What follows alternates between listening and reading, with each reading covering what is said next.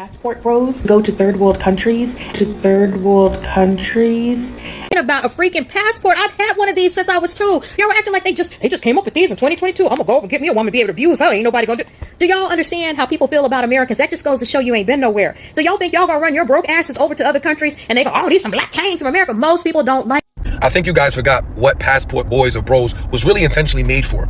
It was for men who already get women to go across overseas to find traditional women of old traditions. There's a huge difference. There's men that are actually looking for love and companionship. So they're looking for women that cook, clean, appreciative, want to be stay-at-home wives. And there's nothing wrong with that. I know some gentlemen that have got a wife from another country. The reality is that many of these men who are choosing to travel abroad are the high-value six-figure men that many of you modern women claim that you want.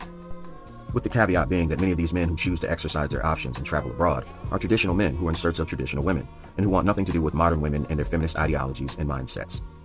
Instead, these men are choosing to go to other countries to meet women who understand what it means to be a wife and a helpmate, women who understand what it means to reflect and respect his values and his standards, women who are feminine, submissive, and not combative. Basically, traditional men in search of traditional women, because traditional men view women in two ways. You're either an asset or a liability. And when it comes to the modern woman's mindset, it's definitely a liability, thus exercising their options to go to other countries. Okay, so this is a story that I found while I was actually searching to see if we got any more new passport bros in the mainstream information or news articles or anything, basically. So the story is, why do women like to travel more than men? Okay, why do women like to travel more than men? Travel literature is full of images and stories of men ascending Everest, launching surfboards into Pacific waves, mountain biking down rocky trails, and commanding yachts or safari vehicles. But the travel industry knows that the average American does not. That is, women are statistically and actually much more likely to travel than men. The average U.S. traveler is a 47-year-old woman. So let's just think about that second. Why would the average traveler be a 47-year-old woman? Well, chances are it's because, okay, she's got her career together. She's probably had kids and her kids are now out of the way. Or the opposite side of that coin, maybe she's gotten her schooling done. She has no children, and now she's looking for love in all the other places because the men at home aren't paying her any attention. Look at the age, 47. Think about that. Now let's pay attention to these numbers. 47 years old. So either by that time she's married or not, and if she's not married at that age, she's definitely invisible. That's why the women keep complaining, and these are not my words, they keep complaining that they're invisible to men after like 42 years old or something. So anyway, it says, and whether women travel with their partners, their families, friends, solo or in groups, 80% of all travel decisions are made by women. In 2021, one publication estimated that women who see travel as both a reward and escape would spend $125 billion on vacations. To put it simply, women love to travel, and frankly, they seem to love it more than men. While men might go in more for hang gliding or running with the bulls in Pamplona, today, 3/4 of those taking nature, adventure, and cultural trips are female. Women also like to meet people and purchase local goods more than men. Indeed, women's dominance of travel is both startling and decisive. In the U.S., women dominate leisure travel by a 63% to 37% ratio over men. My guess is more men probably travel for work than leisure. Like we're talking about vacation travel here. Worldwide, there's a similar skew, with 64% of global travelers being female versus 36% being male, according to RV and Player. Females slightly outnumber men in the U.S., but hardly enough to explain the difference. According to the Census Bureau of 331 million Americans, about 50.5% are female, 49.5% are male. Just think about these numbers again. Now, keep in mind, because I'm going to reference these numbers eventually, so I want you to pay close attention. 50.5% are female, 49.5% are male. And interestingly, men are more likely to be unpartnered, that means basically single, and most likely childless as well, than women. Single women are much more likely to travel than single men, but there are fewer of them. There are 42.07 million single women in the U.S. according to the 2020 census, against some 48.08 million unmarried men. Okay, Travel is expensive, and women have historically earned less than men. But that is changing. Women are moving into well-paid professions, while 60% of U.S. college students are female. Women hold 60% of the wealth in the U.S. They represent 54% of travelers with annual incomes over $250,000.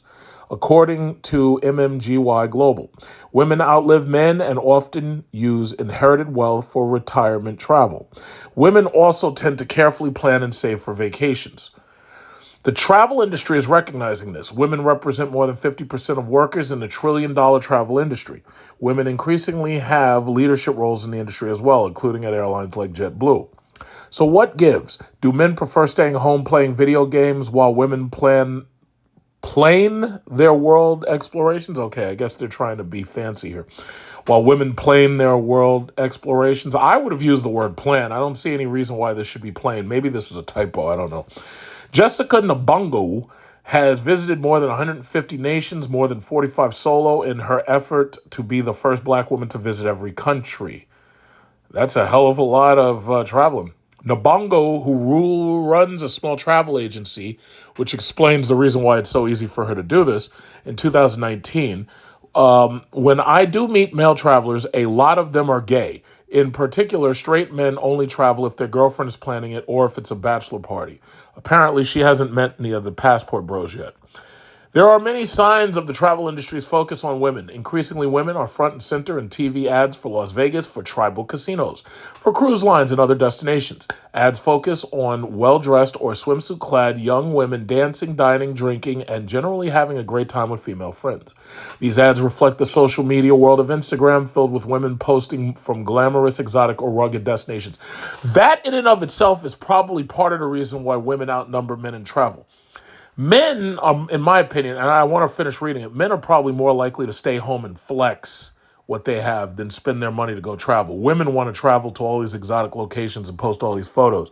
Now, we all know that men make more money than women. Men do more dangerous, difficult, and dirty jobs, so they end up earning more than women in general. But men, I believe most men don't really care unless they are looking for love elsewhere. I don't think many men care to really do this type of travel. Let me continue. The appeal to women's interest in travel also made in more subtle ways. Publications like Condé Nast Traveler offer articles on where to see the Pantone color of the year 2023, Viva Magenta, around the world.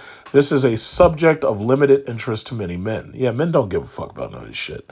Some 91% of women book travel with their friends. As for adventure travel, one group reports that an overwhelming 85% of solo travelers are women. 85% of solo travelers are women. Here's my question. Where's your boyfriend?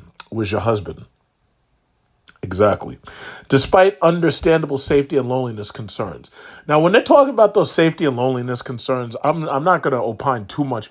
Let me just say, the chick I went with to Maldives, one of the issues that I had, and this is one of the reasons why I actually prefer Seychelles over Maldives, is, and this is also one reason why I've kind of decided that there's certain countries I really don't care to visit.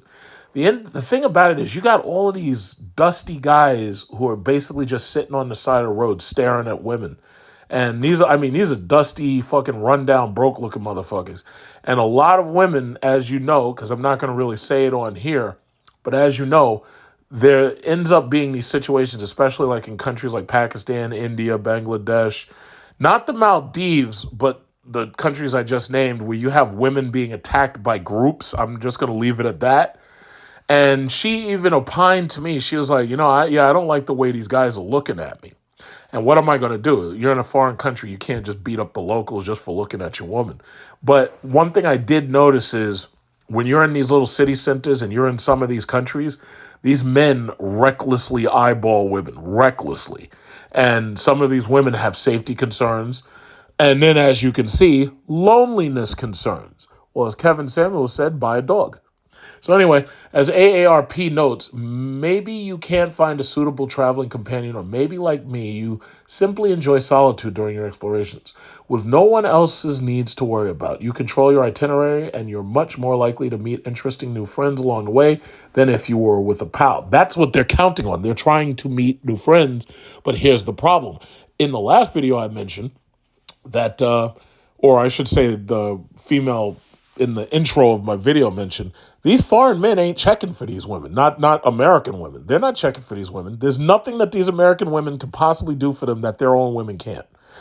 The only thing that they could possibly offer is a green card. And the reality is, these women here are practicing hypergamy, and they want to go over there where they can dominate the local men in those countries. They have no intentions of marrying these men. There are a few of them who do get desperate enough to try to go over there and pick up a man, but usually as soon as he gets here, he leaves the hell out of her. And she's left there, and he divorces her the moment he possibly can and takes that green card and runs. But anyway, introspection, inspiration, transformation seem to be key drivers for women's travel. Cheryl Strayed wrote the best-selling Wild about her hike along the 1,100-mile Pacific Crest after unsettling events in her life. The full name of Elizabeth Gilbert's best-selling memoir, Eat, Pray, Love, One Woman Searched for Everything Across Italy, India, and Indonesia. And I bet you good money that when she went to Indonesia, she went to Bali, probably. And if not Bali, Jakarta, but whatever. This kind of traveler hunger did not disappear with the pandemic. Instead, this spring and summer, the floodgates opened. Domestic travel rebounded and international travel began too.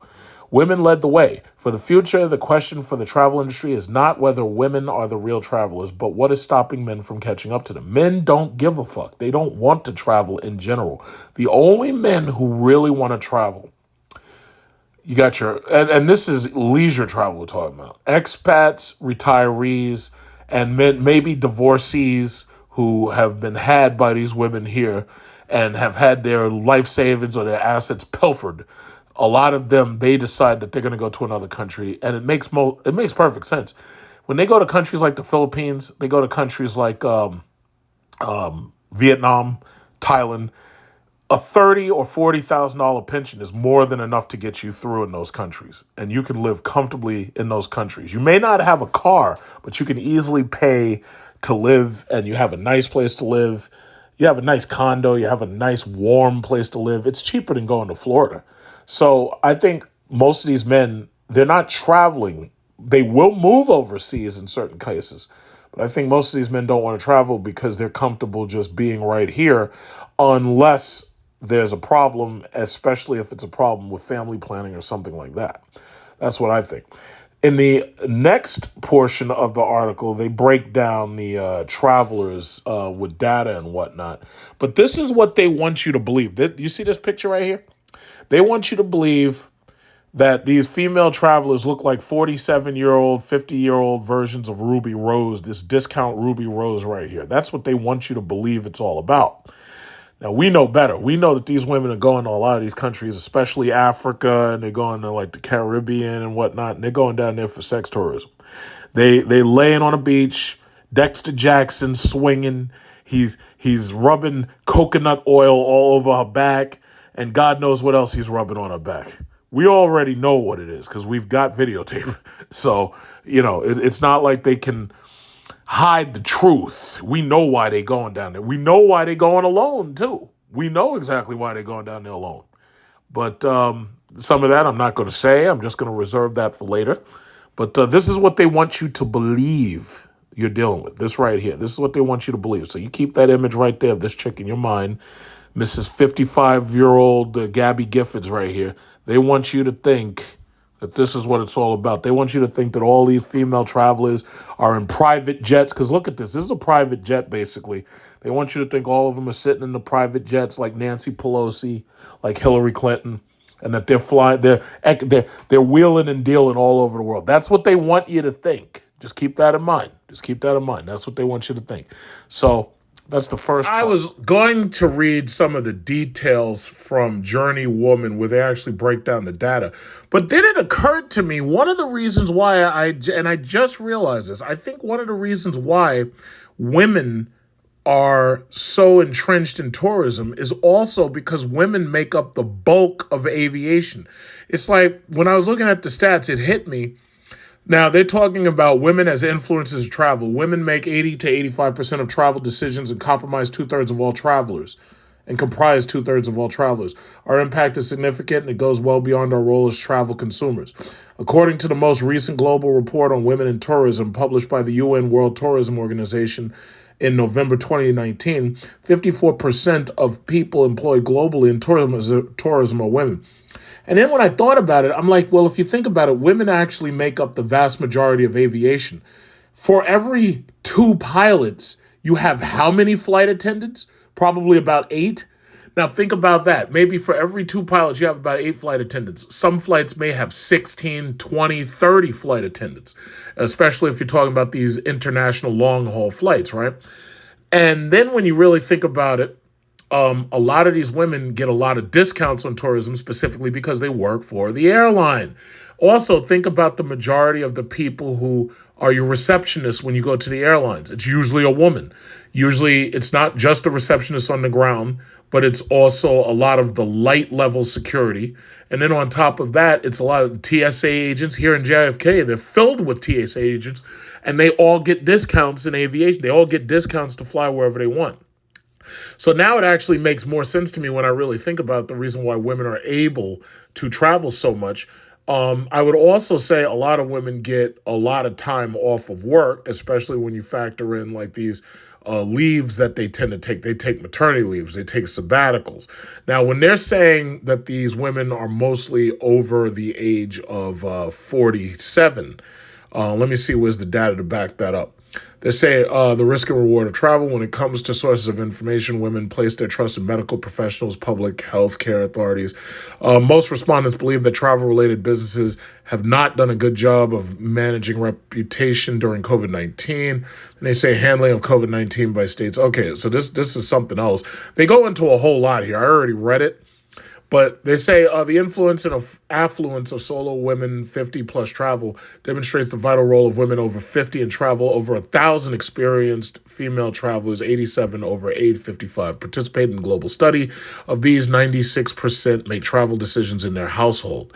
Fueled by a desire to explore new, less traveled destinations, women over 50 are actively planning travel in 2023, with the UK, Europe, and Scandinavia at the top of their bucket list. American women going to Europe makes a lot of sense because our money is worth so much right now. Because thanks to the Ukraine versus Russia situation, or Russia versus Ukraine, the money, the U.S. dollar is worth so much that you can go over there and have a damn good time, and it's a lot cheaper for you. In fact, I have a bunch of female friends right before COVID hit. They were planning to go to Santorini, Greece. I didn't really want to go with them because I honestly don't give a shit about Europe. So I prefer to spend my time in Asia and perhaps eventually Latin America, South America.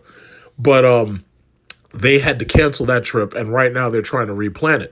Then, even in my own family, there's 5 women in my family right now getting ready to go to South Africa. I think I mentioned that when I talked about travel devices and whatnot. They're planning to go to South Africa in February. So I'm not going. I don't want to go with them because it's a pain in the ass. But the thing about it is they're planning to go there. All of them are female, no men going with them, and so forth and so on. So you get where I'm going with that. But what else did they say? They say 12% of women have. See, now here we get to the details. Journey Woman Solo Travel Safety Study, April 2021. 12% of women have been physically attacked or threatened while traveling.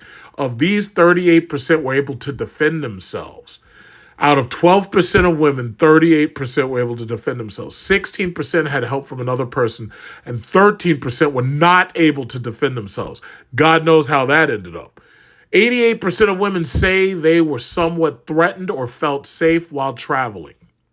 97% do not feel they have the physical skills to defend themselves, and many more raise concerns about feeling increasingly vulnerable due to their age and mobility. Most women fear being attacked on a street at night, on a street in the daytime, while in transit in the airplane, taxi, train, or bus, or at a hotel. Now see, I want you to notice it very, very quickly turned into safety.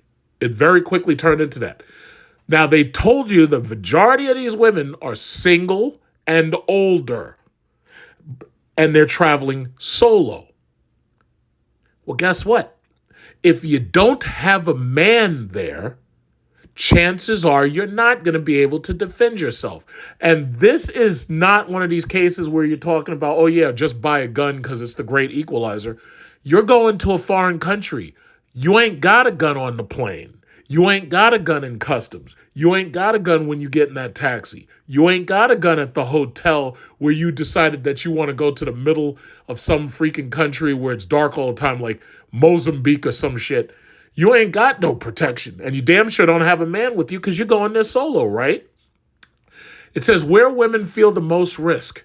52% on a street at night, 30% on a street in the daytime, 28% while in the bus, the plane, taxi, or train, 10% at the hotel, 3% in a restaurant or bar. So what's interesting is most of these women are probably less afraid to be at the bar or a restaurant thinking that like nobody's going to spike their drinks. But the vast majority of them are afraid to walk around on the street at night. Now, the majority of, I will say this, I have never personally felt threatened in any country. I could personally, if I did, I would say it. But you got to remember, I brought this up numerous times. I only go to countries where the governments are so oppressive of the people that I know they ain't going to do nothing to a tourist. I tell this story real quickly. When I got my iPhone 7, I was in Dominican Republic back during 2011 for my uncle's wedding because he got married to a Dominican. And I was standing on the street corner holding out my phone. I was just taking pictures. And back then, Dominican Republic, it was like the only phones they had in the store was these old-ass Blackberries. 2 police walked right up to me. One of them stood on the side of me, got an AK-47, and the other one stood on the side of me with a pump-action shotgun. I'll never forget that shit. And they just came right up to me and just stood on either side of me. And I'm looking back and forth. I'm like, oh, shit. And then it hit me. They're there to make sure nobody would dare try to take my phone out my hand. In these other countries, you see how here in New York, how the liberals have basically made New York so apathetic of the crime rising that we've got people literally pushing people on tracks and people getting hit by trains. We got people smearing feces in other people's face on the train. In these other countries, you try any of that shit. If you tried to roll up on me with a bike and take my iPhone out my hand, you'd have gotten a bullet in the back. That's how these countries do it. When I was in China, I lived there. I never felt safer. You know why? I could go out at 1 o'clock, 3 o'clock, 2 o'clock a.m., 2:30 a.m., 2:45 a.m. I could go to the ATM and get money. I could go out and party with chicks. I could go out with a chick, not have to worry about anything. You know why? Because that PRC government, if you dared to do anything to a foreigner or a tourist or even another Chinese person, and that government caught you, you know what the Chinese government would do to you? Ask those Uyghurs what the Chinese government will do to you if you act up. You're getting turned into parts and shipped out in little boxes. I have an uncle right now who needs some kidneys because, you know, he's been a smoker and he hasn't really been a drinker, but he needs some kidneys right now. Let me tell you something. You mess up, you attack a tourist, you do anything to one of these female tourists, you do anything to a male tourist, you try to jack somebody, guess what? My uncle's going to get a pair of kidneys. You know where he's going to get them from? The person who acted up. That's right. So those are the type of countries I love to go to. I love going to countries where the government has 100% and total control. It's kind of like the opposite of what I have here in America, where the government has virtually no control. Chaos basically does what chaos does, and that's basically it. So that's the reason why these women don't feel safe in these other countries. And that's the reason why I can be in DR holding out a $1,000 cell phone and taking photos and not worried about anybody trying to take it away from me. It says solo women prefer to stay with friends and family, small boutiques, bed and breakfast, where travelers have great control over their environment. Interestingly, Canadians are more negative towards large hotels versus Americans. Large cruises did not perform well, with the vast majority, 82%, not considering cruises. 40% said they will not stay at large resorts. 65% of solo women prefer a small boutique hotel. You know why? Because it's cheap. They're not trying to pay big money. They're trying to travel on a budget. So when they plan out tourism, they're doing that island hopping shit. And I have to say, that's one reason I don't like being in groups with women. Because when women, this happened to me going to Thailand. And I hate diverting, but I know you love it when I do. I went to Thailand, group of women. They wanted to go on all this tours and shit. I didn't want to do any of that, honestly. I just didn't want to do any of it. They're up there taking photos and videos, standing next to elephants in mud. I didn't want to do none of that shit. I didn't want to get in the fucking mud with no goddamn elephant. And they're doing all that. They got these are some heavy, big fucking women. These are big body positive Lizzos. The Lizzos. And they in the bikini next to the elephant. And it got so bad, I didn't know at one point which one was which.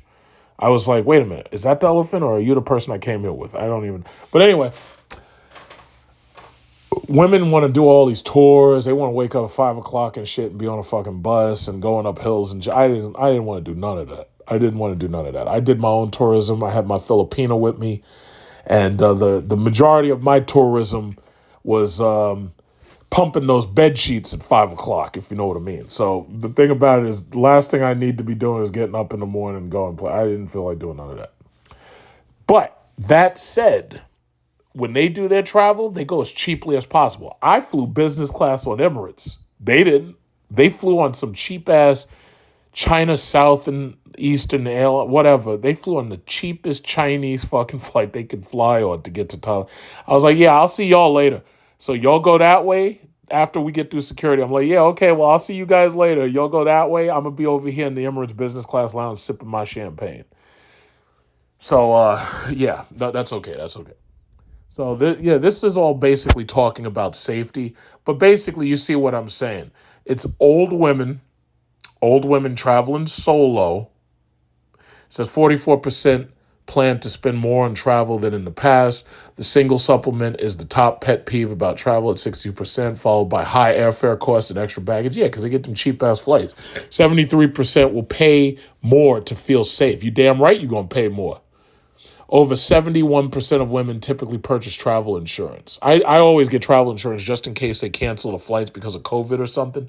So this way, if they cancel a flight, that's pretty much what I have to replan my Bora Bora trip because of one of these variants caused them to cancel one of the flights. So I have to replan that. So it's no big deal, but this COVID shit is a pain in the ass. There's certain countries I want to go to. I can't even go there because they refuse to allow you in if you haven't taken the jab. You'll know what I'm talking about. So I'm not going to use the word because YouTube is funny about that and everything.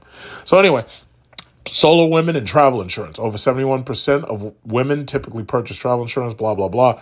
So yeah, I'm going to give you the link to this. You can read this yourself. And my bottom line is this. Women, it's funny because they like to throw stuff in your face. Oh yeah, we're the most well-traveled women. We're the most well-traveled, most well-educated. Now, guess what? When you actually look at the actual money behind it, it turns out that they're well educated because they hold 2/3 of the student loan debt. Out of $1.8 trillion, they own 2/3 of it. I don't really consider that to be well educated if you're buried in debt. When you look at well traveled, yeah, that's because the average one of them is sky high credit card debt. Because they pay. How do you pay for this? You pay for it on credit card, right? But they don't pay it right back. They're running revolving balances. That's why their credit's fucked up. That's why their debt to income ratios are so high between the student loans and the travel costs.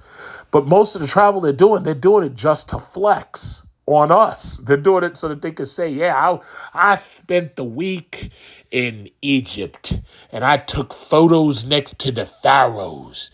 I was a queen with a Kween. I was the queen pharaoh. I was the pharaoh the queen of the stars. I'm like, you paid all that money to take pictures of you standing next to a pyramid? Okay, cool. All right, listen, you do you.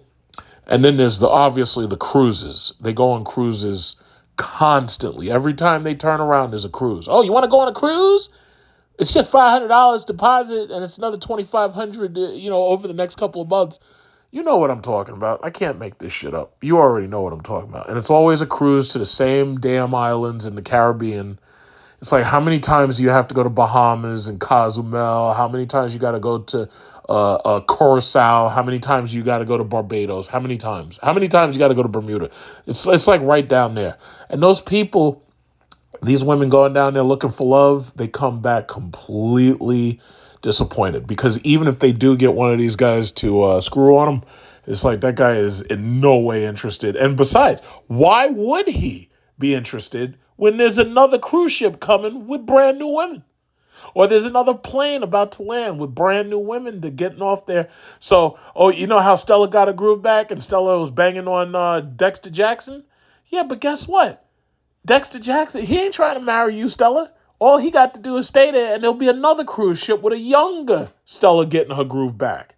And what is it called? Hot Girl Summer. For Dexter Jackson, Hot Girl Summer is every 365 days. So it's like, well, he ain't got to go nowhere. But they don't think about it like that. That's why they be coming back here with all these weird-ass diseases, chlamydia, gonorrhea. They be coming back with these rashes and these odd facial sores, these lips, these bumps. And they wonder, how did I get it? And it's like, well, you got it from Dexter Jackson. Or more specifically, you got it from the last 30 women that Dexter Jackson spread it to. So it's like, no, thank you. You can keep that. No kisses, just hug. That's it. No, thank you. It's just sad. It's just sad. But see, the sad thing is they want to insult the passport bros. Now, bottom line is I wasn't sure how I wanted to end this video, because I understand what you expect of me at this point. I know what you want from me. So I'm going to give you what you want. I'm just going to give you something a little bit different. But all I just wanted to say is, please, guys, you got to stop letting these women set the narrative. These women have painted you as underachievers. They've said that you're broke. Passport bros ain't broke. Now, Pookie and Ray Ray might be broke, but passport bros ain't broke. I can show you my receipts, because I do it all the time. I mean, that's why I like making these YouTube videos. I show you the receipts. I'm getting on a damn flight for $5,700. Business class round trip. Went to Maldives already. Went to Seychelles already. Back and forth to Dubai whenever I feel like it. Business class, Emirates. Business class, Philippine Airlines. Like, you see the Filipino piece trying to get you to come to the Philippines? I go to the Philippines, business class. I made 3 videos. One of them was like 3 or 4 hours long, and the other one I chopped down to make it shorter. You can look at my profile. The shit's there. Business class, bitches. So the thing about it is, they tried to paint the passport bros as broke. They tried to paint the passport bros as dusty. Oh, yeah, well, nobody here likes you. Guys, we all know what the truth is. We are traveling because we want a higher quality of life. We want higher expectations out of our romance. We want higher quality of romance. We want higher quality of life. We want safety, security in our relationships. We do not want to have to worry about these women trying to force us into polyandry, regardless what these dating roaches say. We do not want to deal with polyandry. We don't want to deal with baby daddies. We don't want to be stepbros. Stepdad. We don't want to be stepdads, otherwise known as cleanup bros. From now on, instead of saying stepdad, I want you to use the term cleanup bro. You know why? Because she's bringing you in to clean up the mess after the last guy left. He came in, he partied, he left. You're expected now to come in, bring your resources, and clean up after him. You're expected, they expect you to come in and clean up the sloppy seconds. That's what you're expected. That's what your entire point of living to them is. They expect to have your resources at their behest. Understand that. See, and I have to phrase things that way just to make it so you understand what I'm saying. They expect your resources to be available to them on tap. They expect you to be a cleanup bro. They expect you to come in and clean up after the last guy who partied and left. They expect you to buy McDonald's for their kids, whether you have kids with her or not. So it's not enough. When you go out to eat, you're expected to bring home bags of McDonald's for her kids. Her kids are her baby daddy kids. That's what you're expected to do. You are a cleanup bro. You have no other use except to be a cleanup bro. That's what they expect out of you. And the second that you make them upset and jade them by saying, no, we don't want to deal with this. I want more out of life. I want to go overseas. I want to see what's out there. I want to meet somebody else. I've been talking to a chick online. I've been talking to a chick on Facebook in another country. I think I want to go meet her. When you start talking like that, what do? They shame, they blame, and they explain why you shouldn't do that, why you shouldn't go over there. Oh, it's dangerous. Oh, aren't you worried about COVID? It's like, well, I live in New York City and we were kind of ground zero during COVID. So why should I be afraid to go over to a place where they had lower rates of it?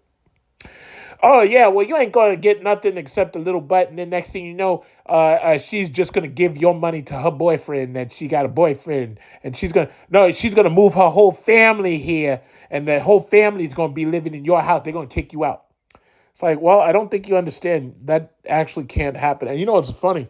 I keep bringing up my uncle. His wife's family has actually come up here to visit, and they've gone right back to DR. And you know what's funny? The wife's family, the father owns a tobacco plantation. He ain't interested in coming here. He's got a business down there, and she's not broke, and he's not dusty at all. He's rich. So the thing about it is, he got himself a Dominican 14 years younger than himself, and they got 3 kids and been married since 2011. And I can't make this shit up. The father owns a tobacco plantation in DR. The father ain't got no desire to come up here. The mother has no desire to come up here and stay here. They got no desire for that. They're doing better where they are. That's what the passport bros need to aim for. Passport bros need to aim for like-minded, marriage-minded, feminine, fit, and friendly career women in their respective country. That's all. That's all. And you know what? I'm pretty sure most of us, we've had enough of the backhanded compliments. Oh yeah, listen, I got nothing against you going and finding something better. Just understand the reason why you're doing this because you can't handle these queens here. You know what? You know what? In fact, and then 5 minutes later in the video, yeah, these guys are dusty. These dudes, they can't handle the queens. They can't handle the queens. In fact, you know what these dudes are? These dudes are scrubs. Oh, I don't want no scrubs. A scrub is a dude who can't get no love from me. I don't want no scrubs. I don't want no scrubs.